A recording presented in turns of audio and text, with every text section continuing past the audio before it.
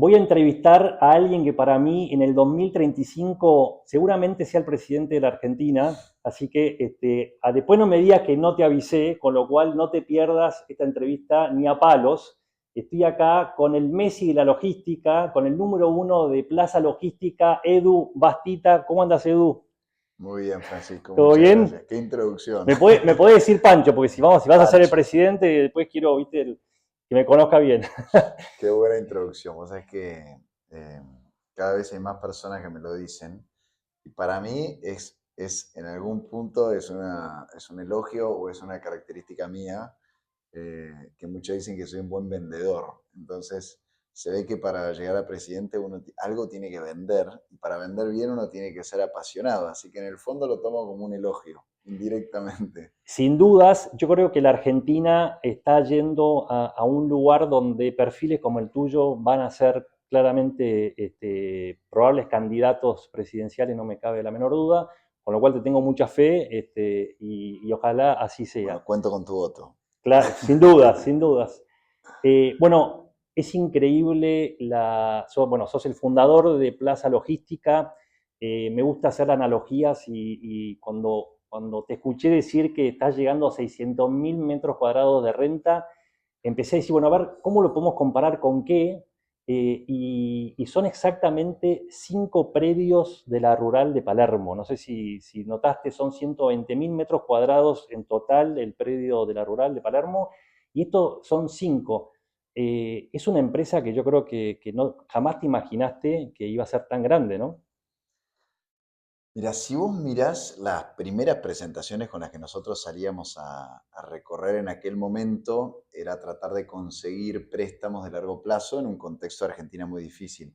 En esas presentaciones nosotros decíamos ya que íbamos a lograr ser el número uno en Sudamérica y que íbamos a llegar a tener 1 millón de metros cuadrados, que estamos en camino de.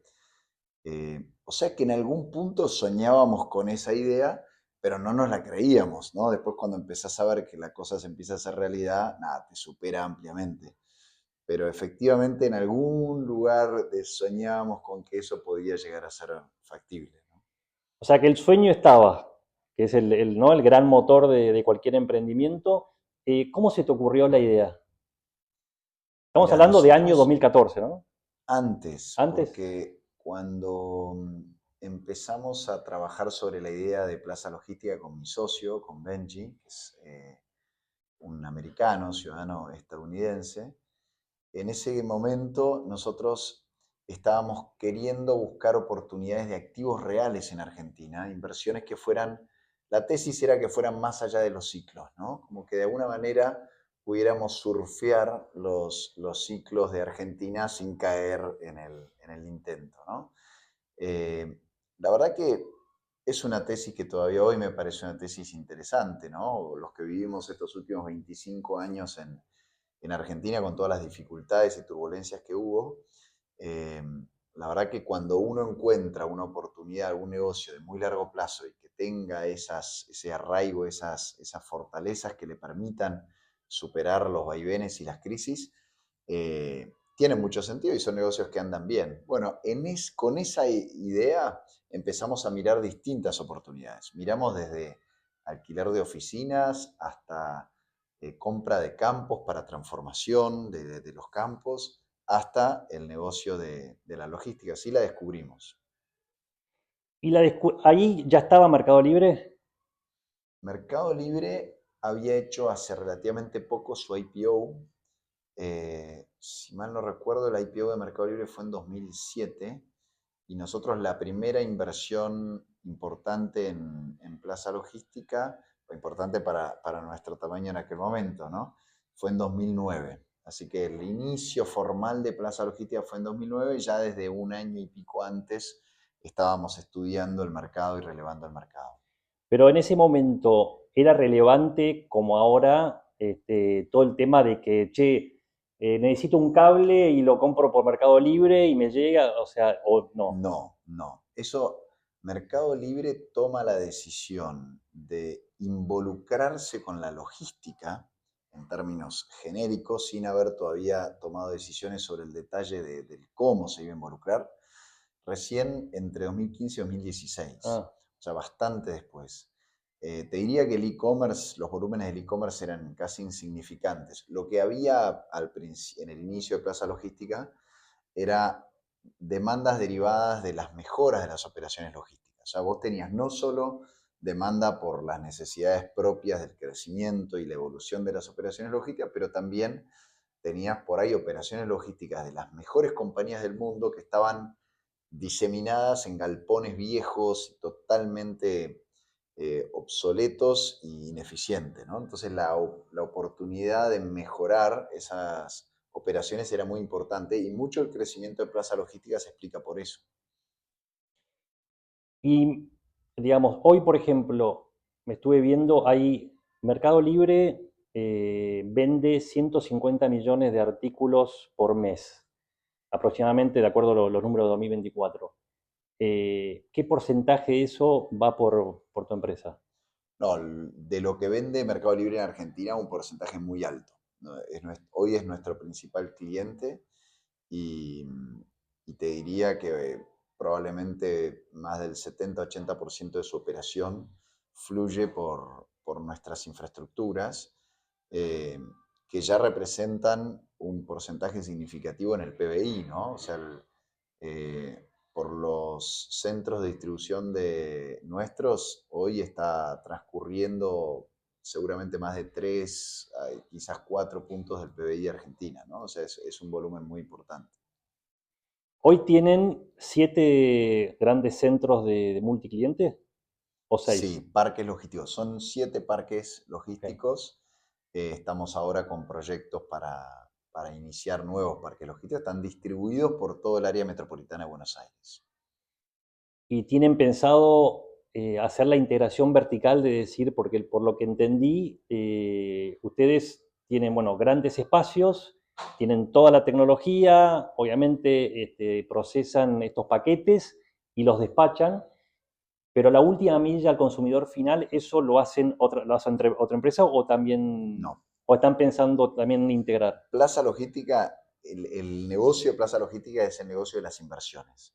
Entonces nosotros realizamos las inversiones, no las operaciones. Sí hacemos, brindamos muchos de los servicios que le dan la oportunidad de sinergia a nuestros parques logísticos, ¿no? Entonces, desde la seguridad, el mantenimiento, la limpieza y un montón de servicios provistos en forma centralizada los proveemos nosotros. Pero no hacemos servicios propios de la operación logística. Y eso es muy importante en el rubro nuestro porque son perfiles de compañía muy diferentes. El negocio de la operación logística es un negocio de muchísimo volumen, márgenes más chicos, más volatilidad y con un montón de desafíos diferentes. El negocio nuestro es un negocio donde el desafío más importante es lograr llevar adelante esas inversiones, esas obras y fondear esas inversiones, ¿no?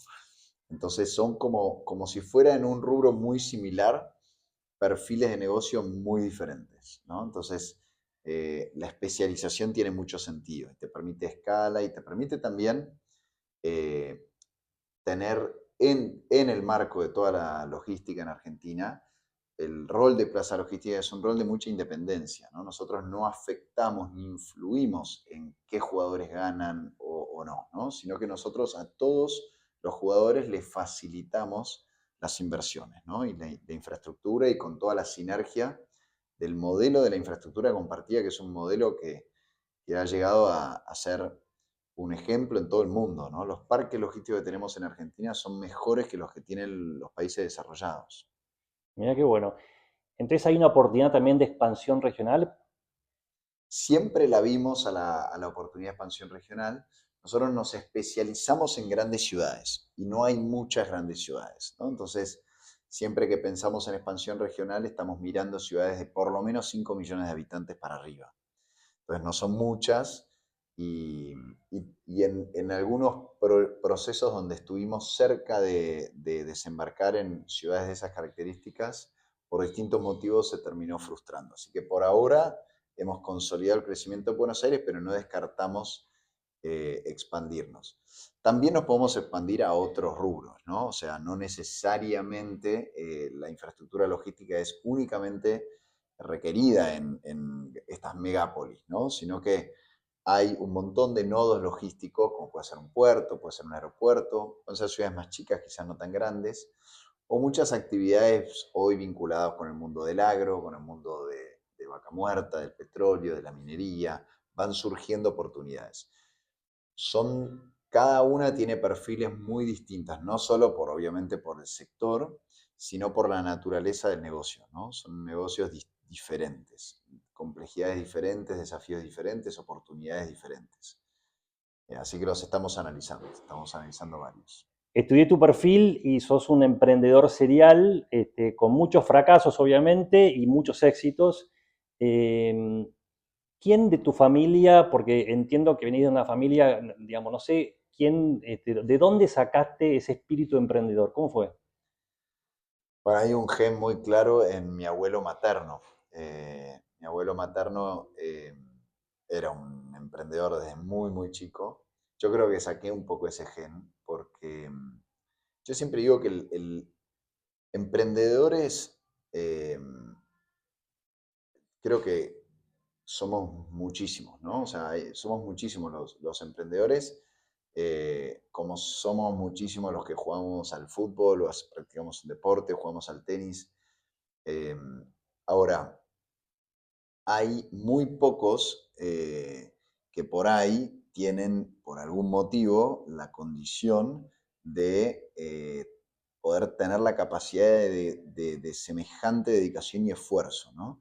Yo creo que eso es lo que define un emprendedor de alto potencial, lo que en Endeavor llamaríamos un emprendedor de alto potencial. En general, el emprendedor de alto potencial se diferencia en cuanto a su vocación del resto de los emprendedores, ¿no? Es como un deportista, un tenista que es capaz de practicar 6 horas por día. No es común, no es normal, ni quizás es deseable, ¿no? En todos los casos. Pero, pero yo creo que eso es lo que por ahí hace la diferencia. Y mi abuelo tenía esas características. Mi abuelo materno expandió la frontera agrícola argentina hacia el oeste. Llegó a tener eh, decenas de miles de hectáreas, fue el principal productor de alfalfa del mundo, el principal productor Wow, de del carne mundo. del mundo, sí. Era una compañía gigantesca del mundo agropecuario en una época donde era todo mucho más difícil, ¿no? Se manejaban por avión, importaba cientos de cosechadoras y tractores y montó una empresa gigantesca que logró sobre todo desarrollar el oeste de la provincia de Buenos Aires, pero estuvo en un montón de provincias, de Misiones hasta La Pampa, hasta Uruguay, ¿no? En Uruguay también tiene una operación muy grande, o sea, llegó a ser una compañía regional agropecuaria muy importante. ¿Y podrías haber trabajado ahí o no?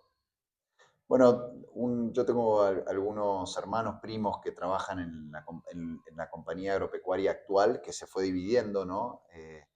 En la familia y sí, todavía se preserva un grupo importante que está liderado por mis primos. Pero evidentemente ese bichito de hacer algo propio lo tenías, ¿no? Sí, sí, yo de hecho emprendí en el agro. Ah, sí, A mí con me un pool de encanta, siembra, ¿no? sí, con un Que te fue fullcito ahí. bárbaro. Sí. El primer año, los primeros 2 años no fue bien y después el tercer año. En realidad era una tesis de expansión de la frontera agrícola hacia una zona más brava. Bueno, mi abuelo había arrancado ahí, zona de Guatraché en La Pampa. Es una zona muy difícil, porque además de ser seca y muy volátil en términos de clima, es como una maceta. Tenés tosca abajo. La tosca es lo peor del mundo porque es permeable al agua, o sea, el agua sigue de largo, es arenoso, el agua pasa de largo, pero es impermeable a la raíz. Entonces te queda la planta que no solo tiene que llover bien, sino que tiene que llover todo el tiempo, porque el agua le dura muy poco, ¿no? Así que es una zona muy compleja, pero bueno, ahí yo decía, hay tantos millones de hectáreas con estas características que si nosotros logramos destrabar la producción, los aumentos de productividad eran gigantescos. O sea, eran hectáreas que producían unos pocos kilos de carne por año, se producían $30 por año, y de un año al otro las pasabas a hacer producir $500 por año. O sea, un aumento de producción gigantesco, Oh, pero ¿no? tenías el riesgo climático en esa zona, tenías, ¿no? Yo hice lo mismo en Córdoba, me fue pésimo, Sí, así que también tengo una historia ahí, digamos, donde cayó piedra y qué sé yo, ¿viste? claro. Y uno piensa Implementamos, que tenés la expansión, dice, che, si me va bien acá, la rompo, y sí, bueno, implementamos un seguro multirriesgo que era el basamento de la oportunidad de decir, bueno, si nosotros logramos dentro de esa dificultad una diversificación suficiente para que un seguro nos cubra la inversión, entonces tiene sentido tomar el riesgo cuando lo tomas en promedio, ¿no? Decir, bueno, a 10 años tiene sentido. Claro, el seguro el primer año nos cubrió, la puso muy fuerte porque la verdad que fue un desastre, y después el año siguiente no nos quiso asegurar más y no pudimos seguir. contá que me encantó tu emprendimiento Capone, que me dio un poco de gracia, ahora por ahí me matás, pero decías, con la competencia desleal, ¿qué te pensabas? ¿Que estabas en Suiza cuando lo pusiste? ¿Cómo fue? La verdad que ¿O sos idealista, decís, no, che, yo hago esto y entonces todo? éramos muy chicos Claro, éramos chicos. y, y ni lo consideramos en el momento en que arrancamos. No era algo que fuera, había tantos desafíos que ni pensamos en ese La oportunidad desafío. era linda. Sí, total. Contá un Además, poco para los que no no, conocen la historia. Capone en la ciudad de Buenos Aires, creo que fue en el 2003, salió una ley que prohibía la venta de bebidas después de las 10 de la noche. En la calle. Claro, pues el objetivo era desalentar el consumo en la calle. Entonces, la misma ley al final en el párrafo decía, exceptuando de la prohibición la modalidad de delivery. Entonces, habilitaba expresamente que uno pudiera distribuir las bebidas. Entonces, hicimos algo emulando la ley seca de Capone en aquella época y arrancamos a los pocos días, semanas, en un local inmundo, en una galería medio abandonada, en una cosa medio marginal, pero bien ubicado en Palermo. Entonces ahí arrancamos con unos panfletos a repartir bebidas vestidos de gángsters. Sí, sí, Íbamos espectacular. engominados con chaleco marrón, pantalones marrones, zapatos. Íbamos a repartir. Y claro, Debe haber fotos, todo, ¿no? sí, O todo. sea, Fuimos tapa del Sí de Clarín. En esa época fue, pero una explosión de comunicación. Fuimos tapa de La Nación. Salimos en CNN en español. Tenemos por ahí el video. qué bueno. Porque claro, fue muy original la idea, entonces caló mucho en términos comunicacionales. Y la verdad que como servicio era muy útil, ¿no? O Sí, sea, abríamos todos los días de la semana. Cualquier día llamabas y te mandábamos, en una época donde no existía, hoy tenemos todo, hoy tenemos motos, tenemos servicios de todo tipo, en esa época no había, así que fue muy original. Llegamos muy temprano, lo que te pasa siempre con el timing, ¿no? Hoy podríamos ser rápido, pedido ya o Globo. claro. Bueno, llegamos muy temprano, pero la verdad que fue una linda experiencia al principio mientras crecíamos. Después llegamos a un momento de mucha expansión, con 3 locales, un call center. Los viernes llegábamos a tener cerca de 100 motos y de golpe empezó a pasar esto, que un kiosquito, imagínate, en la ciudad de Buenos Aires creo que 14.000 kioscos, ¿no? Más almacenes, autoservicios, o sea, cualquiera abría, ponía un teléfono Sí, volante, sí, chao. repartía, 2 motos en negro sin pagar nada Exacto. y nos competía. Con la escala nuestra no lográbamos, pero ni por asomo, competirle a el que no pagaba impuestos. Y eso, en un momento dijimos, Es un esto gran no problema de la funciona, Argentina. total. Para mí Este, uno de los principales problemas y cuando seas quizás no de presidente vas a los... tener que sí, ocuparte. posiblemente. ¿Eh? El, Vamos a estar mejor seguramente, pero sí, sí, ya cuando no va a agarres hacer el falta. 2035 no va a Ya hacer no va a hacer falta. falta, Porque exactamente. va a venir la dolarización. ¿Eh? Sin duda, Otra, sin duda. otro proyecto tuyo. Después hablamos un poco de eso. Eh, por lo que contás, pareciera que vos emprendés cuando ves una oportunidad, no tanto, no sos muy romántico en el tema de decir me encanta esto, entonces no importa si hay competidores o la oportunidad, yo me meto y lo hago hasta ser el mejor. O contá un poco cómo pensás eso. No, yo eh, sin duda me recontra enamoro de la oportunidad, de la idea del proyecto. Me enamoro, pero 100%. Pero de la Pero oportunidad. Claro, no, pero la oportunidad en todos sus sentidos, ¿no? Donde está el sentido de que sea escalable, de que sea un sueño grande, transformacional, ambicioso, que logre tener impactos positivos en todos los ámbitos. eh, y ojalá que también sea atractivo, divertido, digamos que se pueda disfrutar el camino, digamos.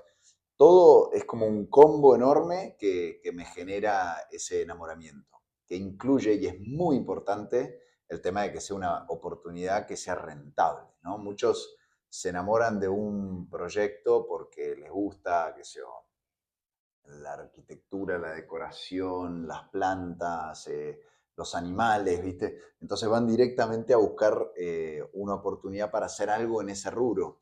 Y, y es desafiante, es peligroso, digamos, ¿no? Porque uno por ahí se mete en negocios que lamentablemente no tienen grandes oportunidades de rentabilizar.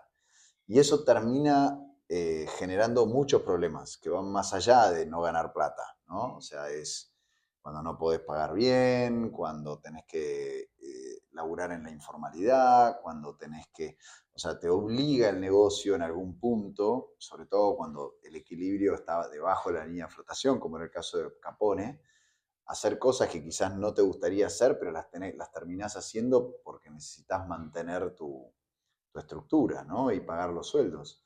Entonces, la oportunidad tiene que ser atractiva en todo, en varios elementos, ¿no? Después, obviamente que es un balance, una balanza. Yo digo, Plaza Logística siempre decía en chiste que son centros, son parques logísticos, o sea, no puede haber tanto atractivo, pero yo siempre decía que tenía una belleza oculta, ¿no? Que era todo lo que generaba, era una transformación de las operaciones logísticas, generación de miles de empleos, era mejorar la eficiencia, mejorar el servicio, además del tamaño. El tamaño Sí, sí, son tan impresionantes los centros de distribución que hasta eso se te impresionante. hace atractivo, ¿no? Hoy con Más Colonia directamente es un paraíso, es estar laburando en un paraíso, ¿no? Pero bueno, pero también es una gran oportunidad de negocio para nosotros, para los desarrolladores que se están sumando. El complemento ese es muy importante para mí. ¿Cuántos años emprendiendo? ¿20? Más de 20 ya, qué bárbaro. No he hecho la cuenta, sí. Y estos 20 años, si tuvieses a tu hijo o a tu hija, que entiendo tiene 16, Sí, la mayor, la mayor, Sofía. bueno, vamos a dejarle 2 años que se vaya, que siga en Disney, pero digamos, suponete que viene Sofía y te dice, pa, tengo tu gen, quiero emprender, no quiero tardar 20 años para darme cuenta de un montón de cosas. Decime el top 3 ¿viste? Haceme el shortcut de los 3 tips que me darías como hija Nah, está bueno. para emprender. El, lo primero es entender que se puede emprender en cualquier lado y haciendo cualquier cosa, ¿no? Emprender hay que entenderlo más como una actitud eh, que como el que agarra y abre la empresita, ¿no? Y contrata y ¿cómo se llama? En el garage, ¿viste? Yo laburé en Cervecería Quilmes y dentro de Cervecería Quilmes fui un emprendedor, un intrapreneur, se usa el término intrapreneur, ¿no? Sí. Sí, Eh, tenías mentalidad emprendedora. 100%, o sea, y era inevitable, o sea, yo me Eso es iba clave. por donde terminaba siempre donde podía tener más libertad y más capacidad de hacer y que el resultado de lo que yo hacía redunde en más cosas que se podían gestar. Es como si no me podían encerrar, ¿viste? Me agarraban, me encontraban, ¿verdad? Terminé en exportaciones, abriendo mercados en Estados Unidos, la pasé bárbaro, creando productos nuevos y esto y lo otro. Eh, y, y entonces yo creo, primero eso, es desmitificar que tenés que largar un trabajo, abrir tu cosito con dos, tres socios y no sé qué, ¿no? O Eso me sea, parece muy hagas lo que importante. hagas, si tenés mentalidad emprendedora, ya tenés otra actitud sobre las cosas, ¿no? 100%, 100%. Eh, hoy hay una especie de masividad de la vocación emprendedora, porque muchos chicos dicen yo quiero emprender, quiero emprender. En realidad yo siento más que le están escapando a otra cosa que realmente entendiendo y queriendo, Quiero ser millo también. claro, quiero ser millo, En hay un mucho año, de eso.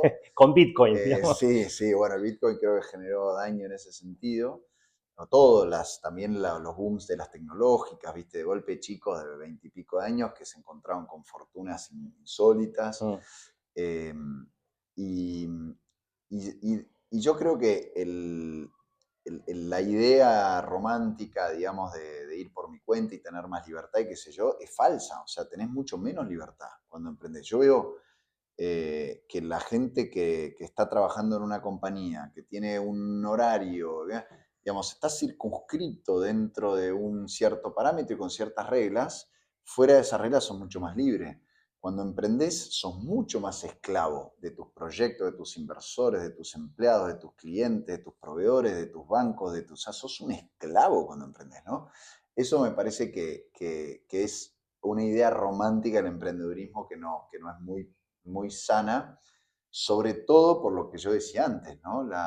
Esa vocación emprendedora, sobre todo la vocación emprendedora extrema, son pocos las que la pueden resistir, ¿no? Así que primero le pincharía el globo. Y después, segundo, creo que hay que darse los tiempos. O sea, no hay nada que sea mejor que otra cosa, para nada. O sea, yo a lo largo de todos estos años envidiado en el buen sentido, a muchos amigos, familiares que se toman la vida más tranquila y la disfrutan. Yo disfruto lo Es, que es hago, como pero la Andricina, ¿y para qué? ¿Viste que el cuento ese? claro, O sea, no, porque tengo esto y esto, sí, pero para y mí, para qué? sí, tal cual. A mí se me hace un poco inevitable porque es parte de mi personalidad. Hasta ahora se me hace inevitable. Yo creo que estoy empezando a pensar en aflojar un poco. Eh, pero no lo veo como un rasgo positivo. Eh, hay una connotación negativa con el empresario, no sé por qué, viste, histórica, y hay una connotación positiva con el emprendedor, que también me parece exagerada, ¿no? Yo creo que es una decisión de vida. Claramente, yo admiro mucho a muchos emprendedores que sí, efectivamente son los que han mejorar la calidad de vida, destruir la pobreza, mejorar las condiciones de toda la humanidad y lo siguen logrando. Creando riqueza, ¿no? O Absolutamente, sea, ampliando la torta, ¿no? Eso es lo sí. más interesante. O sea, es fascinante, admirable que existan, pero no es para todo el mundo, ¿no? Yo eso le diría a Sofía. Y mis tres hijos les veo algún gen por ahí, no sé cuánto será, pero los tres creo que algo de eso tienen. Sofía, de hecho, está queriendo estudiar administración de empresas, economía. Así que está empezando a tirar por ese lado. Yo no influí para nada. Qué grande. Y hablando de estudios, me encanta el proyecto que estás haciendo con Robbie, que Robbie lo Sí, conozco mucho, mirá. y es un crack total, el fundador de Despegar, uno de los fundadores principales. ¿Querés contar un poco lo de Guadalupe? Porque creo que también es inspirador para la gente que también tiene ganas de hacer cosas que hagan bien, ¿no? Bueno, María Guadalupe es un muy buen ejemplo de una organización emprendedora, ¿no? María Guadalupe es una ONG, es una fundación. Nace muy cerquita de mi primer parque logístico, ahí fue que yo conecté. María Paz Mendizábal, una de las dos fundadores, junto con Robbie Subirón. eh, María Paz tenía un centro de apoyo familiar. El centro de apoyo familiar ayuda un poquito a los chicos, fue horario los sábados, ¿no? Como para apalancar un poquito el tema del colegio, de tratar de que no abandonen. Empezaron a hacer en el centro de apoyo familiar inserción laboral y ahí fue que conectamos. Yo estaba veía en la logística una gran oportunidad para insertar jóvenes, los famosos NINI, Sí, en aquella época que no trabajaban ni no estudian. estudiaban. Y la logística con mucha capacidad de generación de empleo ya en aquella época, empezamos a hacer programas de inserción laboral. Y un día María Paz, no me olvido nunca, me dice, o sea que nosotros desde el centro de apoyo tocamos la vida de los chicos desde lejos, ¿no? Pero realmente para transformar la vida de un chico necesitamos hacer un colegio, que estén todo el día en el colegio. Eso es la única manera en la que nosotros realmente vamos a poder cambiar diametralmente el futuro y las posibilidades de ese chico. Así que cuando me lo dijo, nosotros habíamos definido dentro de Plaza Logística nunca me gusta tanto esto de que las empresas hagan mucho de donaciones, porque en realidad es una decisión más del accionista que de la empresa, ¿no? Es como si los managers estuvieran o estuviéramos, porque yo en ese momento, además de accionista, era manager, disponiendo el capital, la plata de los accionistas para tomar decisiones de cómo Como hacer los caridad con la políticos, plata de otros, como como los vas a hacer en el políticos. 2035. Exacto. Ahí voy a estar Ahí lo vas a habilitado. hacer bien. Entonces, nada, circunscribimos con límites muy claros lo que queríamos hacer, que era, veíamos esta oportunidad, teníamos un proyecto, un programa con la Asociación Argentina de Logística, y no podíamos ponernos a ayudar a un colegio. Entonces lo empecé a acompañar más a título personal. El inicio la primera etapa María Guadalupe, que era primero a tercer grado, un colegio primario. Así arrancó, entre dos grandes emprendedores que son Roby y María Paz, y yo al poquito tiempo que los empecé a acompañar. De ahí, de esos primeros 50 alumnos, a hoy que estamos llegando a 1.400 Wow, alumnos con dos colegios espectacular. y, y con resultados ¿Son que todos son chicos de las increíbles, Tunas? ¿no? De Las Tunas y ahora sumamos Garín. Ah, Llamamos María Guadalupe Las Tunas y María Guadalupe Garín. ok. eh, y con una intención no solo de expandir el impacto directo de la fundación, sino lo que estamos elaborando es un modelo que tiene capacidad de ser replicado en toda la educación pública, ¿no? Específicamente para población vulnerable, que tiene además un grado de complejidad mayor. Y lo estamos logrando con un costo muy similar al de la educación pública, ¿no? Con salarios docentes muy similares a los que tiene, idénticos. De hecho, los salarios, la mayoría de los salarios docentes los paga la provincia de Buenos Aires, mismo nivel que tienen las otras escuelas y colegios. Entonces, es ir demostrando que se puede, con el presupuesto que asignamos a la educación, tener una educación de mucho mejor calidad, ¿no? Así que esa es la oportunidad también que tenemos. Aunque en educación todo toma mucho tiempo y no es fácil.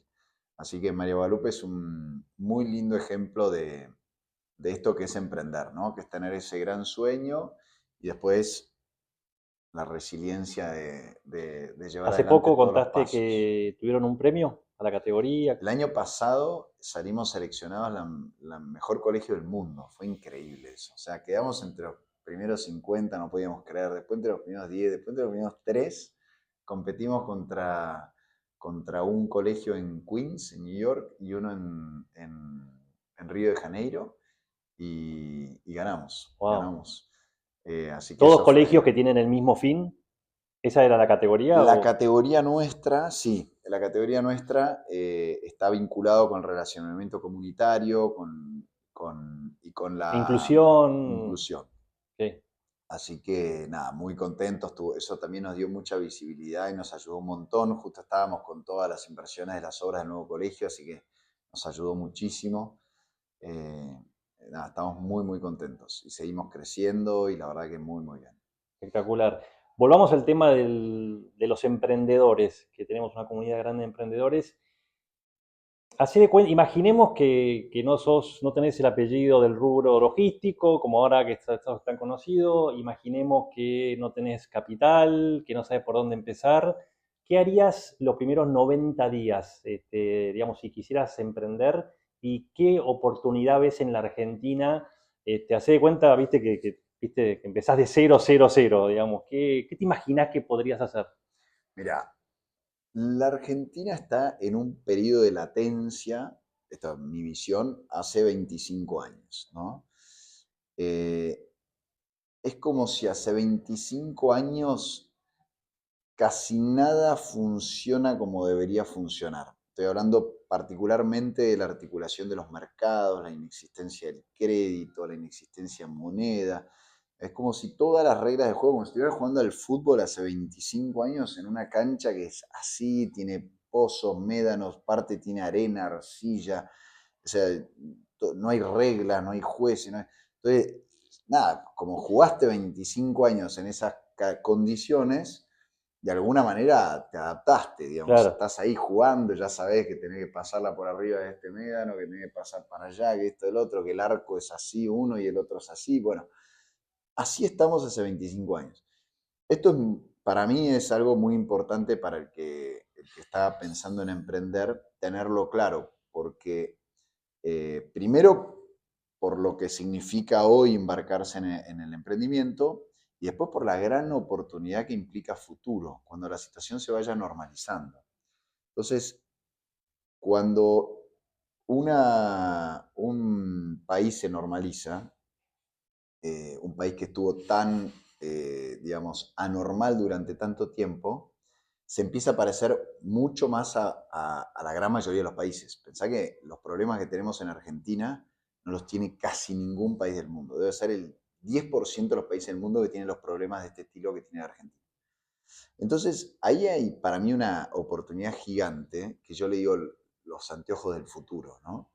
Con solo mirar lo que está pasando en otros países, vos ya podés inferir lo que le va a pasar a la Argentina cuando se normalicen. Nosotros esto lo usamos mucho en la logística, porque como la infraestructura logística en Argentina arrancó tanto más tarde, para nosotros era tan fácil como tomarnos el trabajo de ir viendo cómo iba evolucionando el rubro en otros países y nos ahorramos todos los errores que hizo el mundo desarrollado. Por eso hoy Plaza Logística en Argentina tiene mucho mejor infraestructura logística que la que existe en Estados Unidos o en Europa o en Asia quizás es más Pero eso cómo se parecida, ¿no? explica, porque fundaste eso después de los centros logísticos que tienen en el resto del mundo, es Claro, metodología más moderna, digamos, o sí, por otra cosa. no, la oportunidad de tomar las decisiones con anticipación. Okay.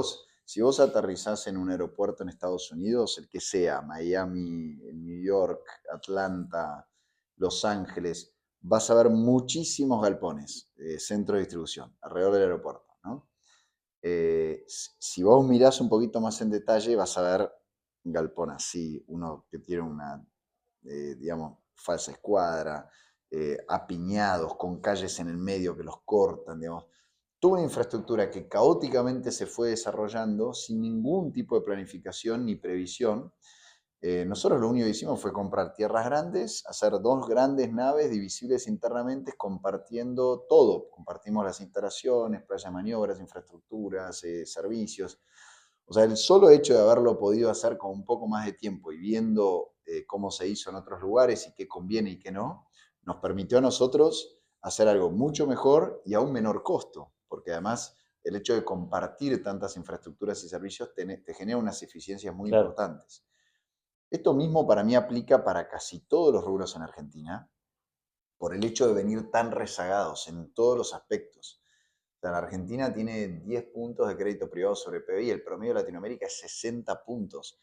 Todo lo que hoy podemos dimensionar respecto al mundo financiero en Argentina, Sí, sí, apenas estamos viendo sí, sí, nada. nada, estamos viendo un grano en... Entonces, es, la oportunidad que trae la Argentina es extraordinaria. Ahora, lo mismo, visto el vaso medio vacío, nada garantiza, ¿no? Cada vez que pensamos en Argentina que salíamos adelante, volvimos a fracasar. Entonces, nada garantiza que eso va a ocurrir. Entonces, ahí yo creo que hay que tener como tres patas, ¿no? Por un lado, emprender de una forma que el negocio, además de uno, sea resiliente, ¿no? O sea, que se banque que esta situación tarde Mm. en terminar de acomodarse. Eh, por otro lado, elegir una oportunidad donde yo ya sepa que el potencial de escalar y de crecimiento sea importante, ¿no? Si es que lo quiero llevar a ese ritmo, también hay tal que no quiere moverse de... Yo tengo mi heladería favorita, la fui a llevar varias veces para ver si quería expandirse y no quiere. O sea, hay gente que no quiere. Entonces, esa es una decisión personal y súper respetable. Pero si uno quiere llevarlo a otro nivel, es entender qué potencial tiene y ahí la gran oportunidad de mirar a otros países. Eh, ¿Y aquí qué país mirarías? bueno, casi todos, depende del rubro, ¿no? Porque, qué sé yo, Uruguay es muy comparable a la Argentina en muchos aspectos, pero es un país que tiene poca población. Entonces tiene mercados relativamente chicos.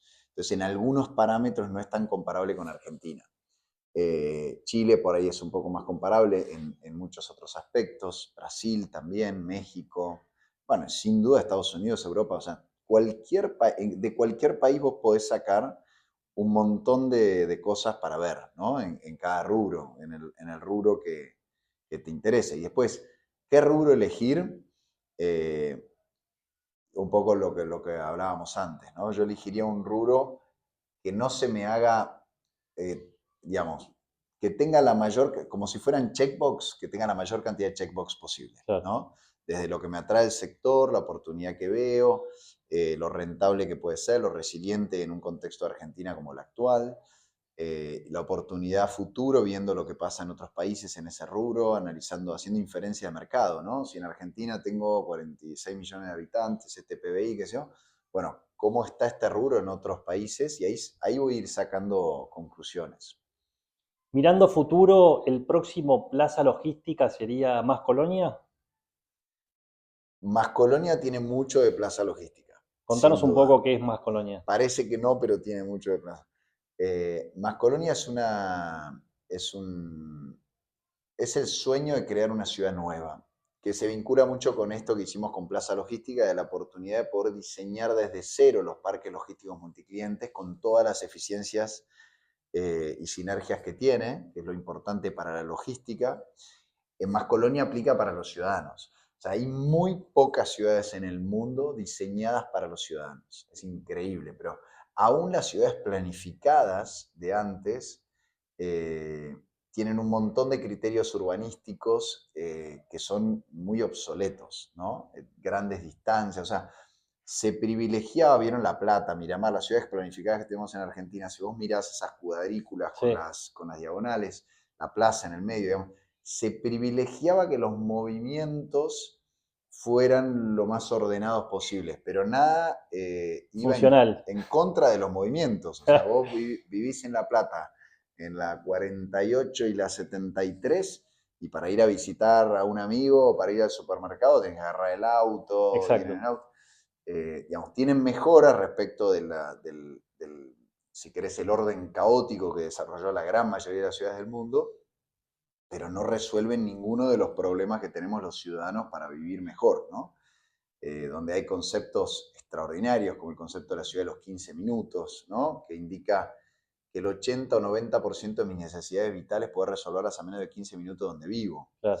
¿No? Ir al supermercado, llevar al colegio a los chicos, ir a la plaza, ir a un bar a tomar algo.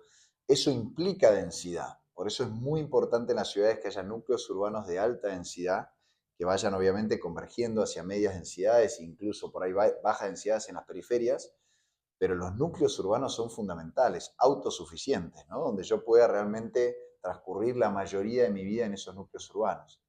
Bueno, todo eso, las macromanzanas, las densidades, los núcleos urbanos, el concepto de ciudad a los 15 minutos, la integración con la naturaleza. Mascolonia, donde vos vivas en Mascolonia, está sobre un parque, es un parque que atraviesa matricialmente toda la ciudad, y ese parque, a través de ese parque, conectás con toda la ciudad. O sea, vos podés O sea, hacer en tenés un espacio 100. común en donde, no importa dónde vivas, vas a tener un espacio común, Sí, como una porque parque, digamos. en lugar de agarrar el eje urbano, insertarle plazas o parques para que la gente tenga cerca una plaza, nosotros lo hacemos al revés. Nosotros agarramos todo el parque, el lienzo verde natural del terreno original, y le insertamos lo que se llaman células urbanas, que son los únicos lugares donde vamos a urbanizar. Entonces, donde vivas vos en una célula, vas a estar sobre un parque y a través de ese parque vas a conectar con toda la ciudad, ¿no? Buenísimo. Bueno, ese diseño, si no lo arrancás de entrada, no lo podés hacer después, ¿no? Entonces, la oportunidad de poder arrancar de cero una ciudad es extraordinario, y estamos diseñando una ciudad del futuro, una ciudad integrada con la naturaleza, con la tecnología, pensada para el ciudadano. Estamos trabajando mucho con sectores, con empresas para desarrollar distritos vinculados con las compañías, con los sectores biotecnología, fintech, cripto, gaming, cuántico. Eh, Estamos trabajando distritos vinculados con la vocación de las personas en términos de deportes, arte y entretenimiento, bienestar, wellness, en un lugar que tiene playas, arroyos, lagunas, canteras, o sea, es un paraíso, ¿no? Es la belleza no solo oculta como la de Plaza Logística, sino que el lugar es increíble. Contá cómo fue ese sueño, cómo inició todo esto. Mirá, yo digo que el sueño arranca hace casi 40 años, porque mi viejo compró esta tierra, que él había vendido un campo que tenía la familia de la provincia de Misiones, que no era bueno, productivamente era bastante malo, pero quedaba cerca de Posadas de la capital, y lo compraron unos alemanes para hacer un desarrollo inmobiliario. Entonces, nada, mi viejo como buen chacarero que nunca tiene mucho capital encima, de golpe se hizo un capital y lo primero que pensó, como buen argentino, me voy a comprar algo Uruguay. Además, mi abuelo materno, el que te Sí, contaba de el de emprendedor, campo. era uruguayo. Ah, Así que Uruguay siempre estuvo muy, muy metido. Yo, presente. de hecho, soy uruguayo por él, ¿no? Mirá. Eh, y, y bueno, y cruzando Uruguay, eh, se encontró con este campo, porque él pensó más en Montevideo o en Punta del Este para comprar algo, y se cruzó con un inmobiliario de Colonia que lo empezó a llevar a ver unas casonas de barrio antiguo, lo vio dulce y le dijo, depende del patrimonio, por ahí le dice, hay una tierra que era una sucesión familiar con mucha complejidad, dice que es la mitad de la ciudad de Colonia. Y mi Wow. viejo le llamó la atención, dijo, la mitad de la ciudad, la fue a ver y se enamoró, porque es literalmente la mitad de la ciudad actual de Colonia. O sea, es lindero la ciudad al casco histórico, digamos. Claro, arranca la tierra a 800 metros del puerto hacia el este y se expande por casi 7 kilómetros de costa, todas playas de arena blanca profunda, es un lugar increíble. Y Colonia se desarrolló hacia el otro lado y no hacia este lado, ¿no? Entonces, nosotros estamos empezando a desarrollar el este de la ciudad de Colonia. ¿Y cuál es el concepto, digamos, quién es el target persona que tendría que Bueno, comprarte? tenemos casi 500 compradores que ya compraron en Mascolonia. Estamos construyendo los primeros 4 edificios, además de todas las obras de infraestructura que están avanzando en paralelo. Y, y lo más sorprendente de los compradores es la edad. O sea, tenemos el rango etario más bajo de compradores de todos los proyectos que conocemos de Buenos Aires, de Montevideo, de la región. Tenemos compradores de todo el Jóvenes. mundo, muchos jóvenes, pero nosotros vendemos con crédito. Una oportunidad grande de Uruguay es que tiene mucha disponibilidad y liquidez para créditos hipotecarios. Entonces vendemos hasta el 70% de la unidad pagadero a 20 años, ¿no? Ah, La unidad además viene con 460 a 1.200 pasajes sin cargo, según la tipología. Porque la propuesta es a vivir en las dos orillas, no a irte, sino a no tener que irte, cuando la mirás desde Buenos Aires, ¿no? Ese es un poco el concepto. Nosotros, buenísimo. cuando vendemos más Colonia, vendemos Buenos Aires, que es algo que llama mucho la atención. O sea, los que nos compran de Europa, de Estados Unidos, de México, de Brasil, de Chile, están comprando Buenos Aires. Ambas orillas, digamos. Exactamente. Buenísimo. Es un proyecto de dos orillas. Buen concepto. Hablabas de crédito. Vayamos al tema de dolarización. Que sé que sos muy pro. Para un emprendedor, ¿qué le cambiaría si realmente mi ley finalmente cumple la promesa de campaña de dolarizar? Mira, la dolarización es como un atajo a recuperar la confianza en una moneda, ¿no? Todos los países, esto pasó en el mundo en cantidad de países que vinieron de índices de inflación muy altos, de 2 o 3 dígitos, y lograron recuperar plenamente la confianza en la moneda, que es inflación de 4 o 5% anual, sin cepos, sin ningún tipo de artilugio, las tasas de interés normales en términos internacionales. Ir del punto inicial al segundo punto, a una estabilización plena, que es lo que te permite crecer y desarrollarte y tener crédito y que la economía funcione normalmente, toma muchos años y esos años son de un periodo recesivo, muy fuertemente recesivo en el inicio y después de a poquito es como una recesión que va aflojando, pero en todo momento, durante todos esos años, estás creciendo mucho menos de lo que podrías crecer sin ese efecto. Entonces el costo es muy grande, o sea, es un costo económico de varios PBIs que dejas en el camino, digamos, por no haber crecido a las tasas que podrías haber crecido. Es un costo en términos de riesgo, siempre vas a tener riesgo de volver a fracasar y de volver a caer. Es un costo en términos de las cuestiones sociales, ¿no? Es una población que cada vez está más pobre, más indigente, peor educada, con peor salud, sin infraestructura. Entonces, la suma de los costos y los problemas que trae el estabilizar con moneda propia, no entiendo cómo alguien puede pensar que se justifican para los pocos beneficios que trae hoy en día, cada vez menos, y yo creo que en 5 años no va a haber más, de tener una moneda propia, que en teoría te da algunas ventajas de poder aplicar algunas políticas Una supuesta monetarias, flexibilidad, pero claramente flexibilidad que no tuvimos en 110 años, pero que se supone que existe y que algún país lo aprovecha, porque esa flexibilidad es como decir que para generar competitividad, por ejemplo, tengo que devaluar, ¿no? La devaluación me da competitividad 3 meses, ¿no? Después me exacto. va a empeorar la situación. La realidad es que ya lo vivimos tantas veces que es clarísimo y aparte me parece que es un buen momento hoy para dolarizar con el apoyo de Estados Unidos, ¿no? Sí, ahora lo que tenés ahí, Pancho, son 2 capítulos, o sea, es conveniencia y factibilidad.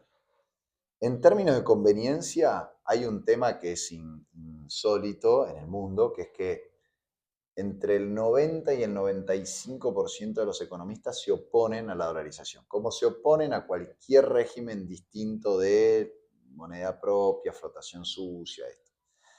Eh, Eso es algo Se quedan sin poder opinar. que si uno Van a pensara tener mal, que reinventarse, sí, como todos. totalmente, totalmente. Pero ponele que no sea por eso, ponele que realmente crean en eso. Yo creo que hay un tema ahí más de dogmático, ¿no? La mayoría de los economistas que realmente se ponen a estudiar la dolarización la empiezan a ver con mucho mejores ojos. Pero bueno, hay una oposición natural y eso es muy difícil porque los que se supone que saben son los que se oponen. Entonces, los economistas del FMI están casi todos en contra. En el Tesoro, en Estados Unidos, en nuestro propio equipo económico, la mayoría está en contra, ¿no? En cuanto a conveniencia. Ahora, hay muchos que piensan que es conveniente. Después hay otro capítulo que es la factibilidad, ¿no? En términos de factibilidad, el apoyo digamos, hay también un montón de discusión alrededor de eso, pero sin duda el apoyo de Estados Unidos nos deja mucho más cerca, ¿no? Entonces, nada, se tienen que dar esas 2 características, que los que toman la decisión crean que es conveniente, por un lado, y que se vuelva factible o que crean que es factible, porque algunos pensamos que hace falta mucho menos que los que otros dicen que hace falta, ¿no? Que nunca sabes si es porque no quieren que se haga, entonces dicen que es más difícil de lo que en realidad es, ¿no? Pero Exacto. se implementó, bueno, en el caso del euro de forma mucho más prolija y ordenada, obviamente, pero se implementó en Ecuador, en Panamá, en El Salvador, en distintos contextos, con distintas realidades, y se pudo hacer sin ninguna de las necesidades que hoy muchos Es economistas. sacarle la lapicera al político, ¿no? De turno, ¿no? Creo que eso es muy valioso en función de nuestra historia. Sí, hay un convencimiento, no solo en el presidente, sino en algunos miembros del equipo, de que es conveniente. Necesitamos terminar de ratificar que sea factible, ¿no? Y después hay que lidiar con los organismos, instituciones, economistas, en este caso de Estados Unidos, que nos está apoyando, que también tienen sus visiones, ¿no? Pero bueno, yo creo que más tarde o más temprano la realidad va a terminar pesando por su propia envergadura y, y vamos a terminar dolarizando. Ojalá que sea por las buenas, ojalá que sea cuanto antes, ¿no? Porque la pérdida de tiempo también es muy importante. Sí. La Pero recesión bueno, genera. supongamos por un minuto que Milei dice, bueno, voy a dolarizar, tengo el apoyo de Estados Unidos, es algo que prometí en campaña, tengo los dólares suficientes porque la base monetaria te lo permite, y sucede, puede ser, digamos, como sabés, como en Ecuador, o puede como en San Salvador, etcétera, se puede hacer de un día para otro, o se puede hacer, digamos, que la gente convivan ambas monedas hasta que la gente va a elegir el dólar. Eh, ¿Qué pasaría, digamos, en tu opinión y, digamos, en el día uno cuando suceda eso? ¿Qué es lo que la gente va finalmente en forma tangible a ver? No, yo creo que va a ser algo que no podemos ni siquiera empezar a dimensionar, ¿no? Porque así como tenemos un montón de problemas, la acumulación de potencial de crecimiento de la Argentina es impresionante. Y el dato más concreto es el índice de crédito privado sobre PBI, ¿no? Tenemos una economía con deuda muy baja y muy cara. Tenemos una deuda de 10-11 puntos del PBI que creció de 5 a 11, pero fondeándose a tasas de cientos por ciento anual, ¿no? Entonces la poca deuda que tenemos la tenemos carísima, hace que cuando vos miras los indicadores de PBI, el sector financiero no para de crecer y todos los demás sectores están en decrecimiento, ¿no? Y la recesión en la gran mayoría de los sectores. Entonces, el dar vuelta esa situación y de golpe en un shock dolarizar, pues cambiar directamente la moneda, primero yo creo que va a ser como un cimbronazo, como viste cuando ves que el polvo va decantando, eh, para la gente va a ser un shock total, ¿no? Un cambio de vida, abrir tu teléfono y de golpe ver que todos tus saldos de cuenta están en dólares y que los precios están en dólares y las transacciones, los contratos, tu sueldo, jubilación, todos están en dólares. Y en pocos días, yo creo, va a empezar una especie de fuerza gravitacional que no podemos ni dimensionar. Imagínate que vos agarrás tu teléfono y vas a empezar a poder comprar la heladera pagándola a 7 años sin que te cobren 800% anual, el auto pagarlo en cuotas, el camionero, el Empieza fletero. el crédito como el Claro, que tenés vos en Más Colonia, digamos, ¿no? O sea, exacto, decir, bueno, crédito. 20 años, 30 años. Exacto, crédito hipotecario, o sea, de a poco se van a ir destrabando las distintas instancias de crédito. Eso por sí solo va a generar una expansión económica impresionante. Imagínate que llevarlo de 10 puntos a 30 puntos, además de que la tasa se baja en un 90%, implica un crecimiento del PBI 20 puntos por encima de lo que crecería sin ese efecto, ¿no? O sea, son 20 puntos del PBI que le tiraste a la economía por ahí en 3 o 4 años solamente por la expansión del crédito. A eso sumale la estabilización, sumale vaca muerta, litio, agro. Sí, sí, sí. O Todo sea, lo que se viene en el 2027 con de... el crecimiento económico diluís gasto público, bajás impuestos, implementás una reforma laboral en un periodo de crecimiento que va a ser mucho más eficaz, porque una reforma laboral en una economía recesiva Tal probablemente cual. salga mal, en una economía que crece la reforma. El apoyo político, los 24 gobernadores van a estar en fila besándote el anillo, el Congreso te va a levantar con las dos manos, los dos pies, la gente te va a votar con un 70%, vamos a tener no sé, Javi para rato. Pero yo creo que lo que va a venir hoy no lo podemos ni dimensionar. Apenas la Argentina vivió algo similar, pero creo que muy menor, en los primeros años de los 90. De la convertibilidad. Sí, ahí vimos un poquito, pero bueno, quedó trunco la convertibilidad, que tenía muchas limitaciones, el gasto público, los precios de la soja por el piso, las Sí. tasas internacionales por el cielo, o sea, el peor contexto internacional posible, la crisis de México, la crisis de Brasil, la crisis de los asiáticos, la crisis nos tocaron 5 crisis al hilo y después lo que vivimos en el 2001, ¿no? Pero Creo que el gran diferencial es el superávit fiscal, ¿no? Porque, en definitiva, o sea, sin todas duda, las crisis van a venir siempre, digamos, en otros países, como pasó en los sí. 90. El punto es estar, ¿no? Sin Preparado. duda, sin duda. Lo que tiene el superávit fiscal es la mejor de las medidas, pero implica una promesa permanente. O sea, vos no podés decir que vas a tener superávit fiscal los próximos 10 años, ¿no? Ese es el gran tema que tiene. Claro, Tenés que revalidarlo permanentemente. Y la que es un poco la gran desconfianza, confianza del gobierno actual, claro, mientras mantenga esto, digamos, claro, ¿no? Es exacto. el ancla principal. Claro, pero es un ancla que la tengo que revalidar permanentemente y revalidarla implica también que crea que la población y los mercados crean que voy a ganar las elecciones y que, en cambio, la dolarización tiene algo que es una de sus magias, que es el blindaje popular. La misma gente la defiende. Que es lo que Entonces, una vez pasó en que, Ecuador, ¿no? claro, una vez que vos instaurás la dolarización, no hay ninguna posibilidad que Sí, sí, ningún político se anime a siquiera tocarla. Y exacto. eso es el bagaje institucional que tiene. Una vez que la instauraste, sabes que es para siempre. Sí, pues la gente lo que quiere es estabilidad, ¿no? Y poder ahorrar y poder planificar todo lo que queremos como emprendedores, la gente quiere lo mismo. Exacto. Y vos podés el día de mañana emitir una nueva moneda. Lo que pasa es que lo vas a tener que hacer por las buenas. vas a tener claro. que generar incentivos, vas a tener que decir si Sí, pagás los hacer impuestos, un euro latinoamericano quizás, 100%, entonces, pero que tenga reglas como el euro, viste que Italia no se puede exacto. escapar, España no se puede escapar. Sí, y que si la gente lo adopta, lo va a hacer por decisión propia. No se lo vas a poder imponer, ¿no? Que esa es la gran ventaja que tiene la dolarización. Y esa nueva moneda el día de mañana, si es que por algún motivo se quisiera hacer, es falso que no se puede hacer, porque muchos dicen, no, pero Lustó criticaba la dolarización porque era quemar las naves. Es como decir, la dolarización es mala porque le da libertad a los individuos, ¿viste? Y no los tenés condenados a darle basura y a la indignidad de no tener Bueno, moneda. es esto que pasa en el euro, en Europa, ¿no? Que no pueden hacer cualquier cosa los políticos de cada uno de los países. Y así, y por eso tienen moneda fuerte. Exacto. Si tuviesen la lapicera para hacer lo que Sí, quisieran, pero Sánchez en España haría cualquier cosa. totalmente. Para España, para Italia, para un montón de países, el euro fue una bendición porque le quitó poder a los políticos.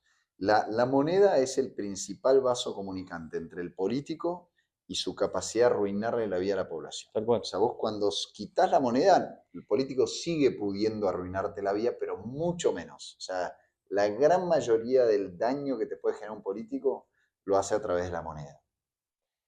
Edu, no sé si nos quedó algo, pero quiero Muy agradecerte. completo.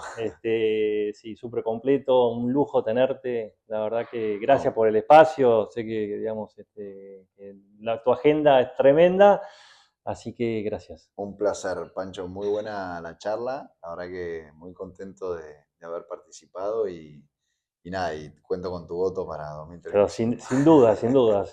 Y vamos a ir a conocer lo demás Colonia, Dale, a full. que la verdad que no estoy muy empapado y me Recontra encantó el invitado. concepto. Hacemos otra Así que en Más Colonia. dale, hacemos Dale, otra a full. en Más Colonia. Nosotros vamos seguido a Uruguay, nos encanta, así que, Qué bueno. pero bueno, voy a pasar. Porque aparte lo que me gusta del concepto que creaste es que ya el casco histórico de Colonia es mágico, Sí, es mágico. recontra. Viste que vos llegás ahí y es como que bajan las revoluciones, vas caminando Total. ¿no? por las callecitas de los Sí, sí. adoquines, qué sé yo, y decís, qué lindo esto, o sea, qué placer estoy, ¿no? La Vas a comer Colonia algo, es qué sé una yo. ciudad mágica y que es fuertemente elegida por el turismo. Tiene cientos de miles de turistas por año, pero no fue elegida para vivir, ¿no? Hace 60 años que Colonia tiene la misma población de solo 30.000 habitantes. Así un poco con el proyecto nuestro estamos cambiando eso, ¿no? Estamos invitando a muchos a elegir a Colonia para vivir. Espectacular. Así que vamos a hacer fuerza, che, todos los emprendedores, si quieren tener el futuro de Edu como presidente en 2035, también piensen en Más Colonia. Bueno, Edu, Bueno, gracias, genial, Pancho. Muchas espectacular. gracias, ¿eh?